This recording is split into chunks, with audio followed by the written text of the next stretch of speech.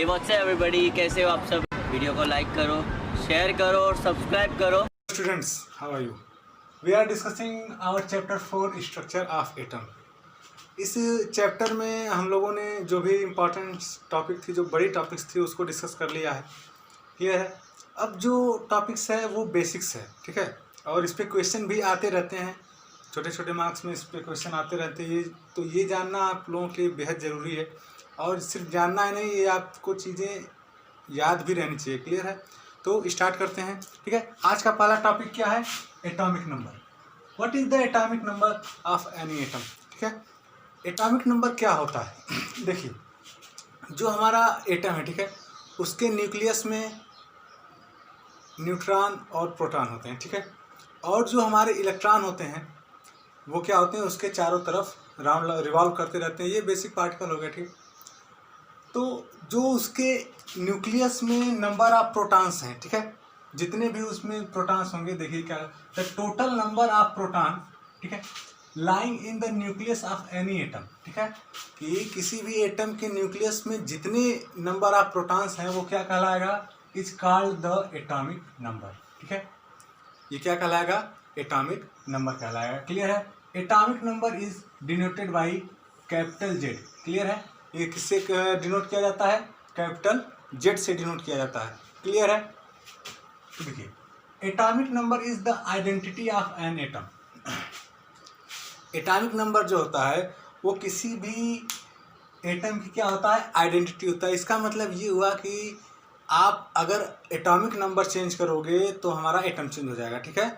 तो जो हमारी एटम है उसकी पहचान किससे है? उसके एटॉमिक नंबर से। क्लियर है। तो देखिए, यहाँ पे क्या है? जो एटॉमिक नंबर है वो किसके इक्वल में होता है? एटॉमिक नंबर जो होता है वो नंबर ऑफ प्रोटॉन्स के इक्वल होता है। और जो नंबर ऑफ प्रोटॉन्स होता है वो किसके इक्वल होता है? नंबर ऑफ इलेक्ट्रॉन से, ठीक है।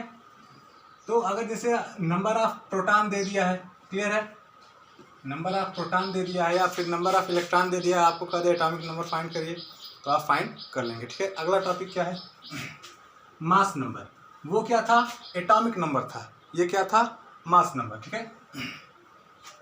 It is the sum of total number of protons and neutrons lying in the nucleus of atom, ठीक है। जो हमारा एटॉमिक नंबर था वो क्या था?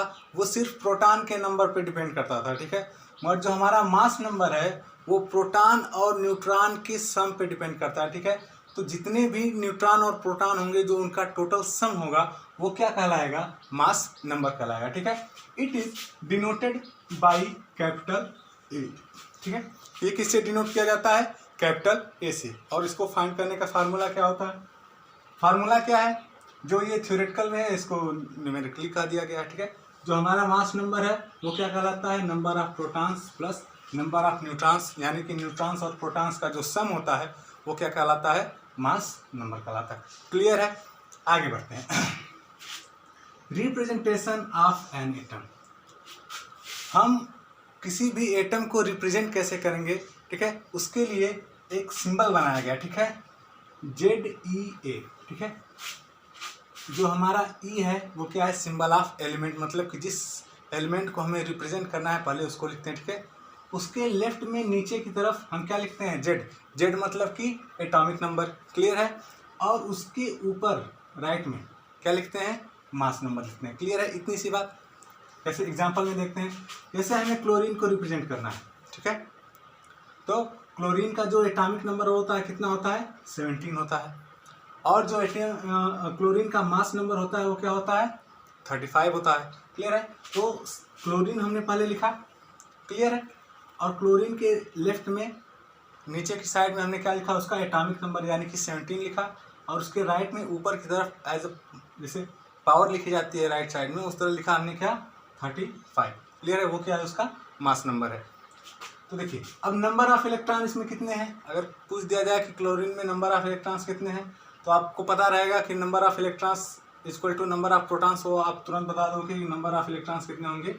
17 होंगे, ठीक है। मास नंबर आपको पता हो गया 35 है। अब अगर ये दोनों चीज़ें आपको पता हो गई तो आप नंबर ऑफ प्रोटॉन्स फाइंड कर सकते हो, ठीक है। तो नंबर ऑफ न्यूट्रॉन्स फाइंड कर सकते हो, ठीक है। तो उसके लिए क्या करना पड़ेगा? जो हमारा एटॉमिक मास है उसमें से एटॉमिक नंबर को हम जब माइनस कर देंगे तो क्या आ जाएगा, नंबर ऑफ न्यूट्रॉन्स। क्लियर है, इतनी सी बात समझ में आई। आगे बढ़ते हैं, अब बात करते हैं वैलेंसी की। वैलेंसी होती क्या है? अगर आसान शब्दों में कहा जाए तो अगर कोई एटम है, ठीक है, कोई एटम है तो उसकी किसी दूसरे एटम के साथ कनेक्ट होने की एबिलिटी कितनी है, वो क्या कहलाती है, उसकी वैलेंसी कहलाती है। अगर इसको इस लैंग्वेज में समझा जाए तो देखिए होता क्या है कि जितने भी हमारे एटम है, ठीक है, कल मैंने आपको सेल के बारे में बताया था, तो उसमें जो उसकी आउटर मोस्ट सेल होती है, ठीक है, नील्स बोर ने क्या कहा था कि जो हमारी आउटर मोस्ट सेल है उसमें हर एटम क्या करना चाहता है कि 8 इलेक्ट्रॉन रखना चाहता है, यानी कि अपना ऑक्टेट कंप्लीट करना चाहता है। क्लियर है।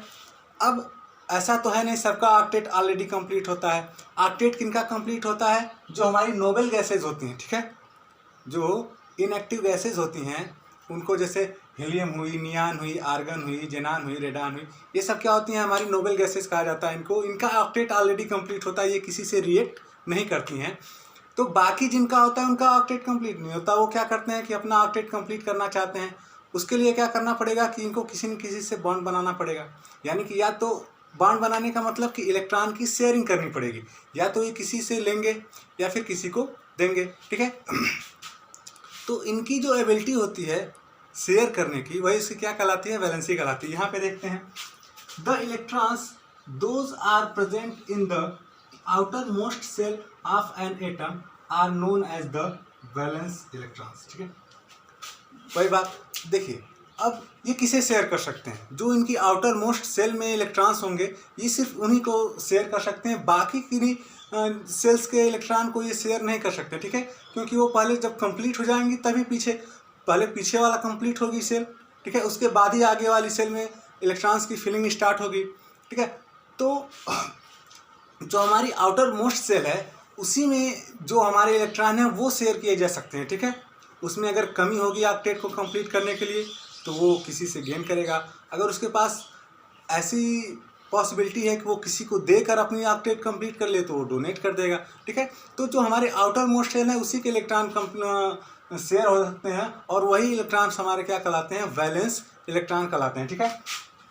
According to Bohr Bury models the outer most shell are of an atom can have a maximum number of 8 electron, ठीक है। तो ये बात तो मैंने कल भी बताई थी कि बोर-बरी के मॉडल के अकॉर्डिंग जो हमारी आउटर मोस्ट सेल है उसमें मैक्सिमम नंबर कितना होना चाहिए, 8 होना चाहिए। क्लियर है। तो ये था हमारा वैलेंसी, एटॉमिक नंबर, मास नंबर। क्लियर है। तो वैलेंसी में जहाँ पे बहुत सारे एलिमेंट्स का लिखना पॉसिबल नहीं है, मैं उसका PDF आप लोगों को प्रोवाइड करवा दूंगा, वो आपको लर्न होनी चाहिए। देखिए, अगर आपको एटॉमिक नंबर पता है, ठीक है, या फिर आपको उस एटम का कॉन्फ़िगरेशन पता है तो आप उसकी वैलेंसी आराम से निकाल सकते हो, ठीक है। तो वो भी अच्छा तरीका है, और आप लर्न कर लोगे तो और अच्छी बात है। आपको डायरेक्ट पता रहेगा कि क्लोरीन की कितनी होती है, कार्बन की कितनी होती है, एल्युमिनियम की कितनी, आइसोटोप्स की, ठीक है। आइसोटोप्स क्या होता है, isotopes are atoms some elements having same atomic number and different mass number. Clear है। देखो हुआ क्या कि कुछ ऐसे एलिमेंट्स मिले, ठीक है, कुछ ऐसे एटम्स की पहचान की गई जिनका क्या था कि जो हमारा एटॉमिक नंबर था वो क्या था, उनका सेम था, बट उनका जो मास नंबर था वो डिफरेंट था। ऐसे एलिमेंट्स को, ऐसे एटम को क्या नाम दिया गया, आइसोटोप्स, ठीक है। यानी कि जिसका एटॉमिक नंबर सेम हो और उसका मास नंबर क्या हो, डिफरेंट है। जैसे हमारे हाइड्रोजन के 3 आइसोटोप्स होते हैं, पहला प्रोटियम, ड्यूटेरियम और ट्रिटियम, ठीक है। यहाँ पे देखते हैं तो जो देखिए हमारा प्रोटियम है उसका एटॉमिक नंबर 1 है।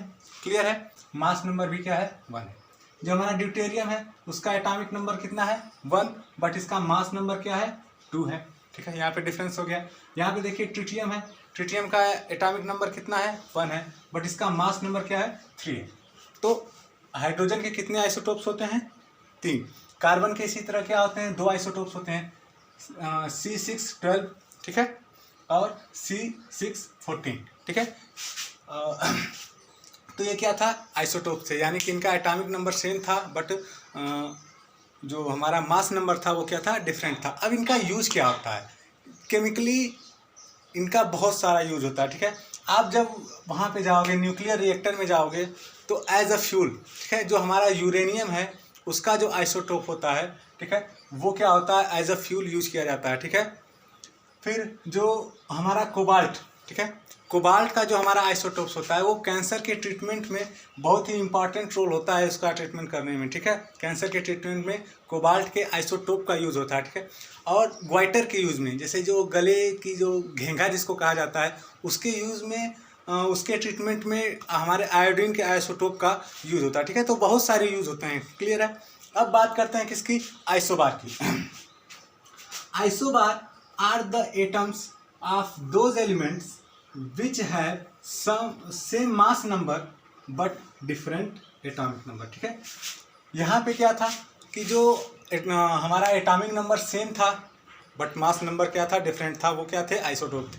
बट कुछ ऐसे भी एलिमेंट हमारे थे जो क्या थे कि उनके एटॉमिक नंबर तो डिफरेंट थे बट मास नंबर हमारे सेम थे, ठीक है। ऐसे एलिमेंट्स, ऐसे एटम्स को क्या नाम दिया गया, आइसोबार। जैसे जो कोबाल्ट है, ठीक है, कोबाल्ट और आर्गन, क्लियर है। इनका जब हम मास नंबर देखेंगे तो दोनों का मास नंबर कितना होता है, 40 होता है, बट इनका एटॉमिक नंबर क्या होता है, डिफरेंट होता है। जो हमारा कैल्शियम है उसका एटॉमिक नंबर कितना होता है, 20, बट जो हमारा आर्गन होता है, ठीक है, जो हमारा आर्गन होता है उसका एटॉमिक नंबर कितना होता है, 18। तो यानी कि यहाँ पे एटॉमिक नंबर में क्या हो गया, डिफरेंस हो गया। उसी तरह अगर हम सोडियम की बात करें और मैग्नीशियम की बात करें, क्लियर है, दोनों का जब हम मास नंबर देखेंगे तो क्या होता है, वो सेम होता है, क्लियर है। मास नंबर दोनों का 24 है, बट जब हम इनके एटॉमिक नंबर की बात करते हैं तो जो हमारा सोडियम का एटॉमिक नंबर है वो कितना होता है, 11 होता है, और जो मैग्नीशियम का एटॉमिक नंबर होता है वो क्या होता है, 12 हो जाता है, ठीक है। तो ये हमारा चैप्टर यहाँ पे ख़त्म होता है। जो भी डाउट्स हैं, जो भी क्वेरीज हैं वो आप हमसे पूछ सकते हैं। अपना प्रॉपर नोट आप लोग बना लिए होंगे, क्लियर है, उसकी स्टडी करते रहिए। आपके जल्दी PT1 एग्ज़ाम के डेट अनाउंस होने वाली है, क्लियर है। तो आज के लिए इतना ही, थैंक यू।